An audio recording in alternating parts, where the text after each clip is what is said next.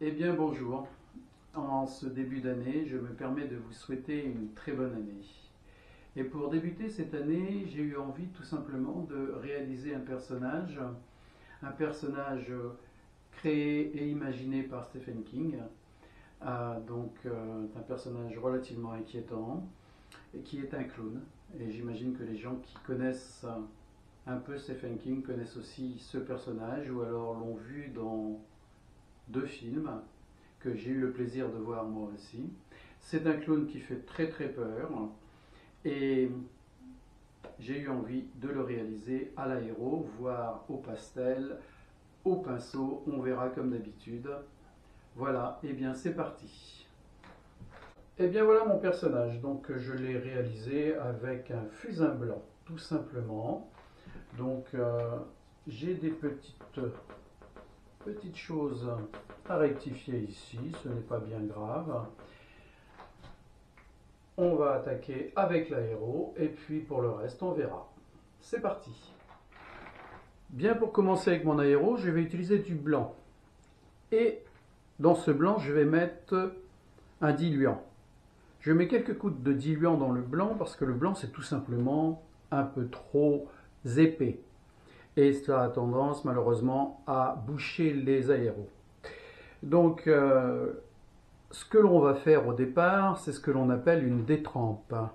Dans le jargon des peintres en général, les peintres classiques qui travaillent comme moi aussi d'ailleurs au pinceau, font ce qu'on appelle une détrempe, c'est-à-dire que l'on va faire notre personnage en blanc. Puis ensuite, on va venir tout doucement rajouter des glacis, c'est-à-dire on va superposer des couches de couleurs dessus. Voilà, donc on est parti et on fait une détrempe. Alors pour débuter ma vidéo, je vais prendre mon petit aéro chinois qui ne coûte qu'une vingtaine d'euros sur un site très connu. Voilà, et mon fils m'a rajouté une petite poignée car il a une imprimante 3D, donc il m'a fait quelques petites choses comme ça qui ne sont pas mal du tout à vrai dire, ou alors ce genre de reposoir. Alors si jamais vous avez une imprimante 3D, ça peut être intéressant, ça aide énormément. Voilà, donc c'est la première fois que je l'utilise. Du moins la petite poignée, on verra ce que cela va donner. Est-ce que c'est confortable? Est-ce que ça m'aide dans mon travail? Je ne le sais toujours pas. On verra bien. Allez, c'est parti. Et nous allons commencer notre détrempe par le visage de celui-ci. Et pour cela, je prends un pochoir.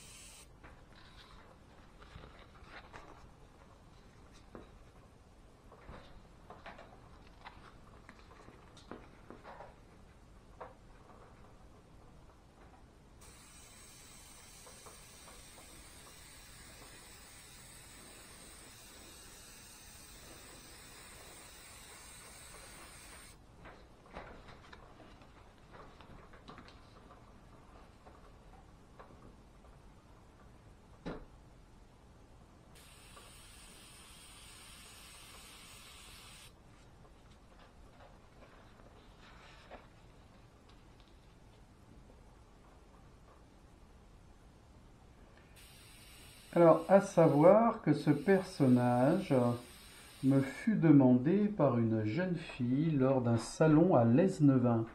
Elle se reconnaîtra, je l'espère, car elle s'est abonnée à ma chaîne. Voilà, donc cela pour lui faire plaisir.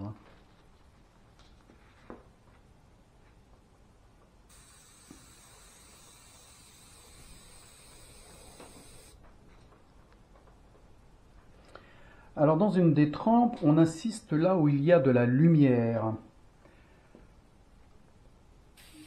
On peut bien entendu, une fois la couleur sur le personnage, on peut très bien revenir avec du blanc. Il n'y a pas de problème.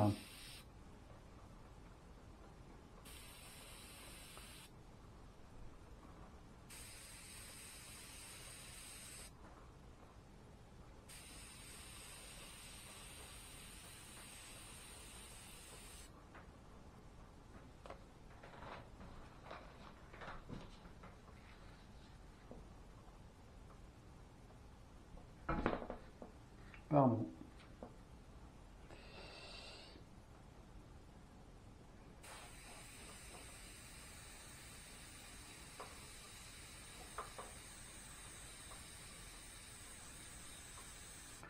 Alors bien entendu, le pochoir permet quand même un travail beaucoup plus précis, évite aussi que l'on en mette un peu partout, car c'est une peinture qui est quand même propulsée.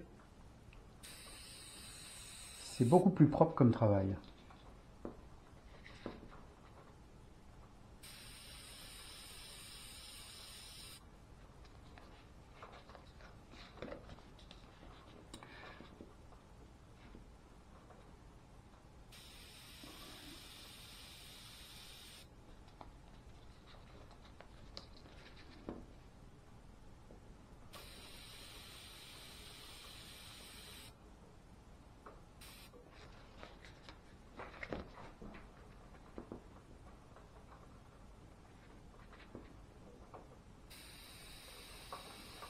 On peut marquer quelques traits déjà de cette manière.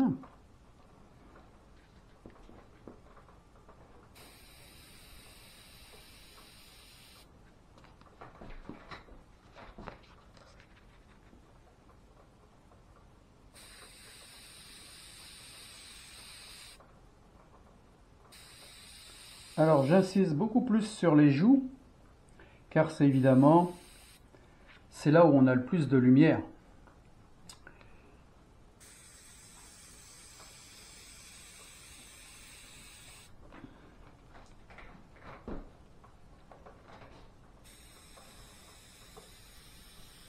Et je viens sur l'habit de celui-ci.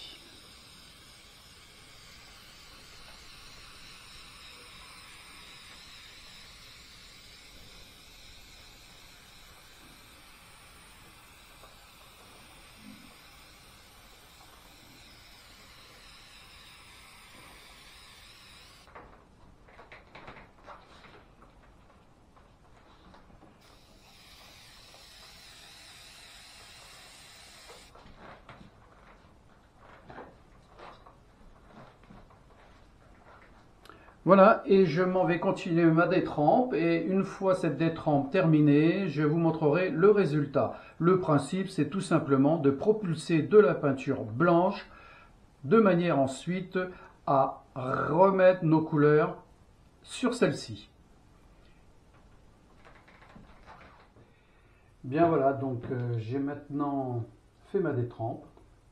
Bon, je n'ai pas trop insisté sur certaines zones et un petit peu plus sur d'autres. Quand j'insiste sur ces zones-là, par exemple, c'est pour qu'on sache que là, ou que moi, du moins, je sache que là, je vais mettre de la couleur. Alors maintenant, on va procéder sur les cheveux de la même manière. Je vais faire des traits juste avec du blanc au départ. Et puis petit à petit, on va rajouter de la couleur sur ce personnage. Voilà, c'est parti. Je tire tout doucement sur la petite gâchette qui est là. Voilà. Et je fais juste des petits traits comme cela. Le geste est très rapide.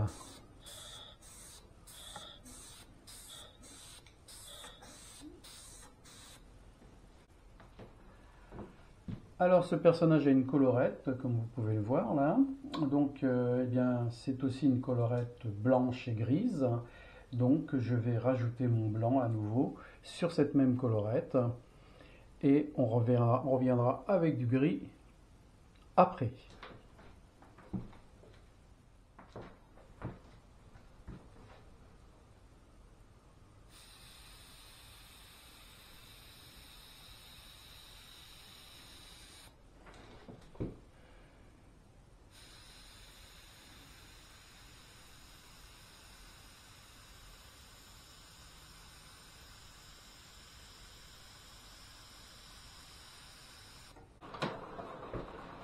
Bien voilà, j'ai mis de la peinture rouge pour faire mon ballon et je m'en vais donc faire ce que l'on appelle en général un glacis. Il faut savoir, un glacis, c'est une peinture relativement diluée. Là, je l'ai dilué, mais pas tout autant que si je devais le faire avec de la peinture acrylique, classiquement avec un pinceau. J'ai mis mon fameux produit dedans. On va bien voir ce que cela va donner.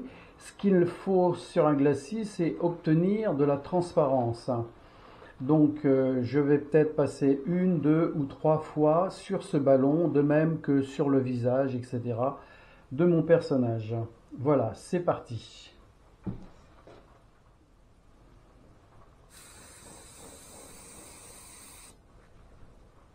Voilà, donc je me mets assez loin, je me mets pratiquement à 20 cm et j'y vais tranquillement.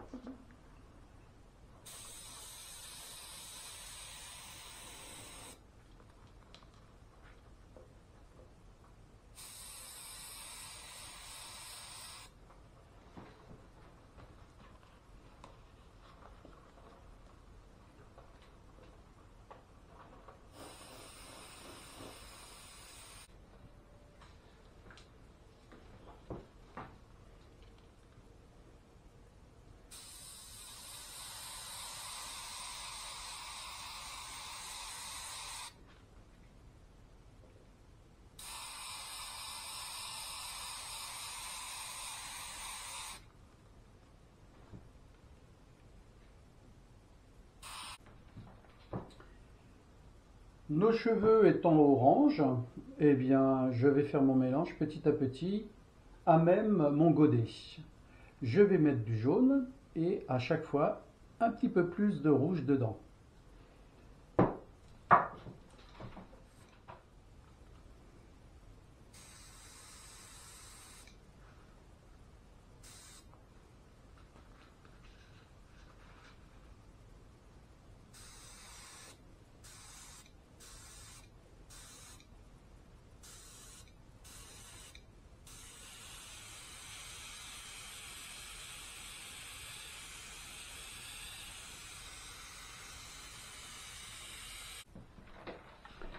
Bien, je ne vous avais jusqu'à présent pas montré la photo.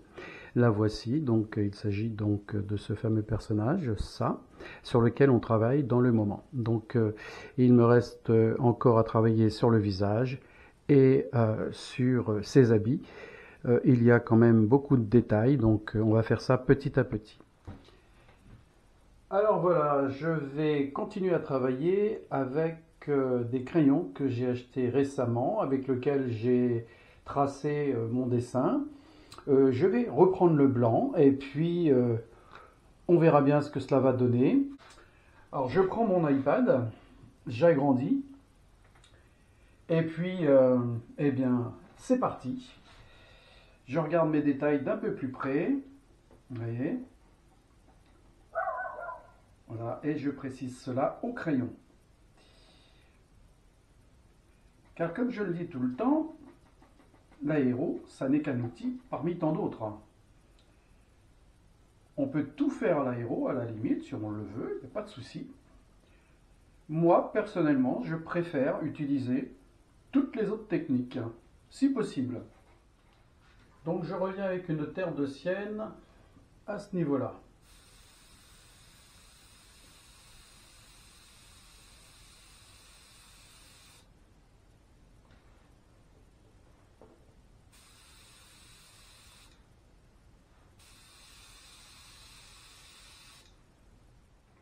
Bien, pour travailler sur les petites crevasses qui sont là, j'ai rajouté dans mon godet du bleu, un peu de rouge, un peu de jaune, tout cela pour avoir une couleur relativement foncée.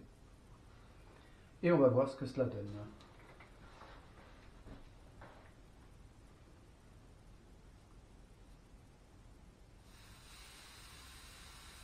Alors bien sûr, là je me rapproche un peu plus.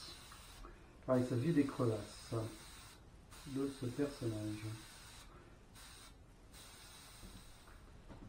Et je reviens sur celui-ci avec un gris neutre. Alors ça tire plus sur le noir que sur le gris. Mais bon, logiquement, c'est une couleur qui devrait convenir.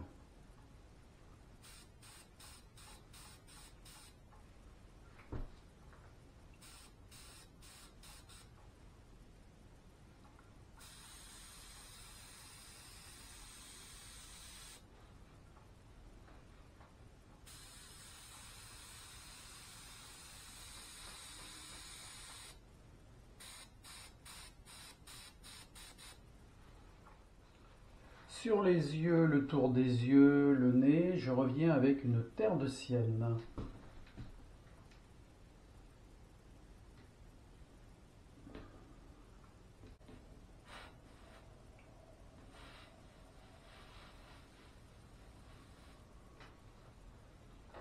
Voilà, et j'utilise un pochoir comme d'habitude. Alors ce pochoir, lui, m'a été fait aussi par mon fils, qui lui a une imprimante 3D. Donc voilà, on peut faire ce genre de choses.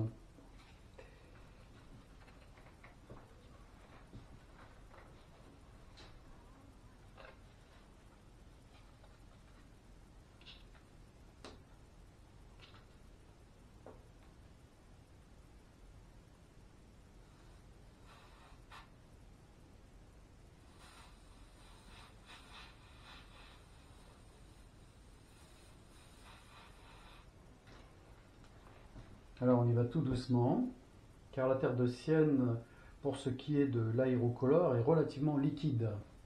Donc il faut appuyer très doucement sur sa gâchette.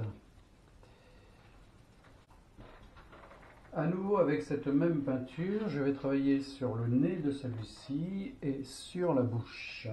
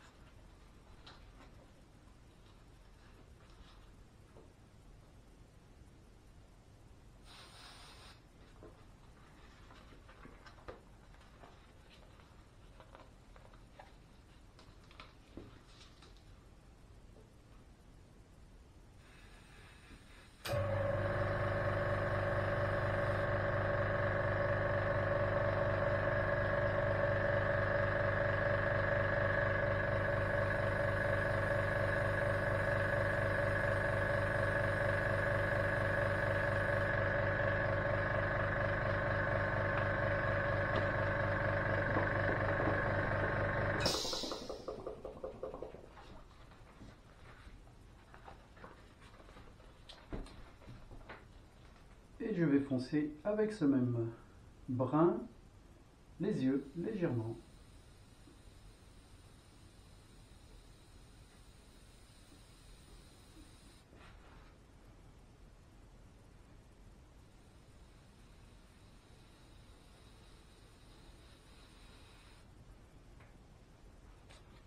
Et je reviens sur ce très joli maquillage.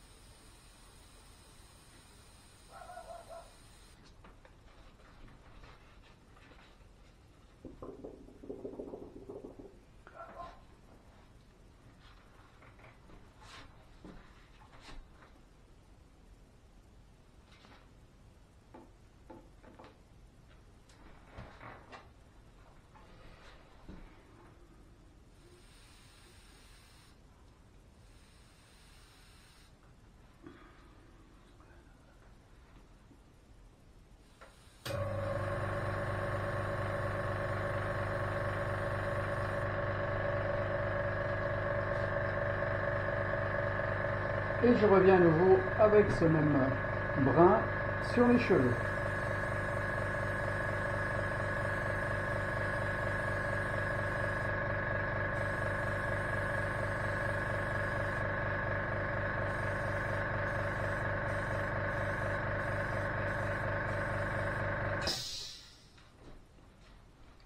Légèrement sur les oreilles.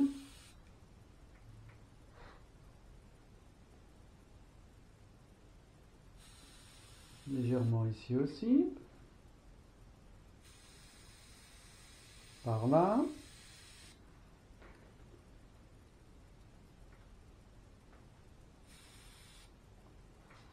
Voilà.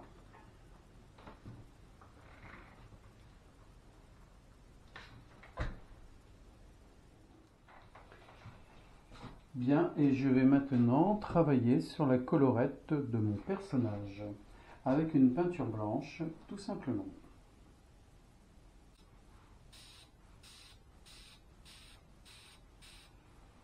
Alors voilà, je travaille par petites petit à coup, je fais des petits traits comme ça. Voilà, les uns à côté des autres.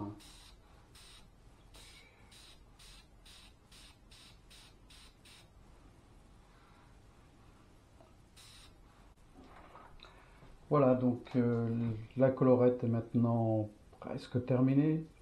J'ai juste, avec mon aéro, fait des allers-retours sur celle-ci pour créer cet effet. Et j'ai mis dans mon godet, pour cette colorette, un peu de blanc, un peu de gris et un peu de jaune. Et c'est parti.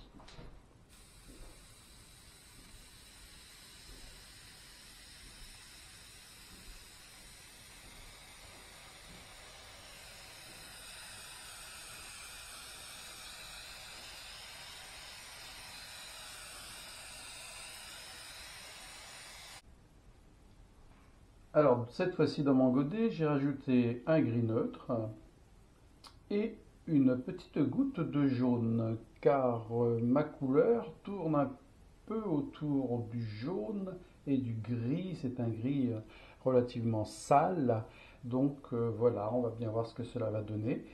Je vais donc travailler sur les ombres et toujours sur son vêtement. Un trait. Voilà, de cette manière.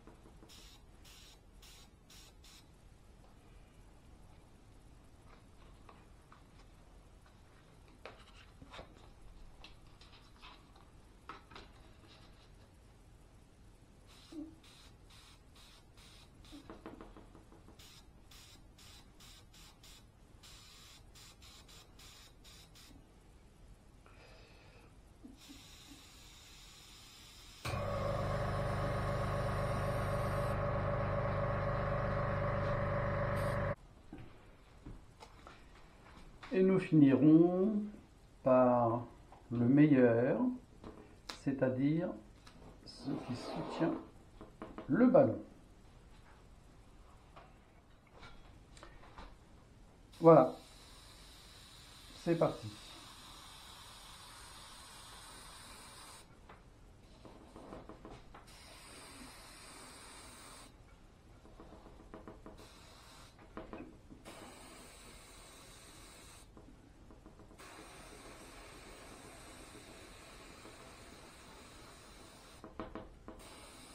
Eh bien, nous voilà arrivés à la fin de notre travail sur ce personnage. Alors, écoutez, c'est pas si mal que ça. Il y a certainement encore des petits détails comme d'habitude à revoir. Bon, mais en dehors de ça, bon, le résultat est plutôt bon. Alors, si vous avez aimé cette vidéo, eh bien, écoutez, comme d'habitude, vous me mettez un petit j'aime et abonnez-vous surtout, car j'ai encore beaucoup de choses à vous montrer. À bientôt!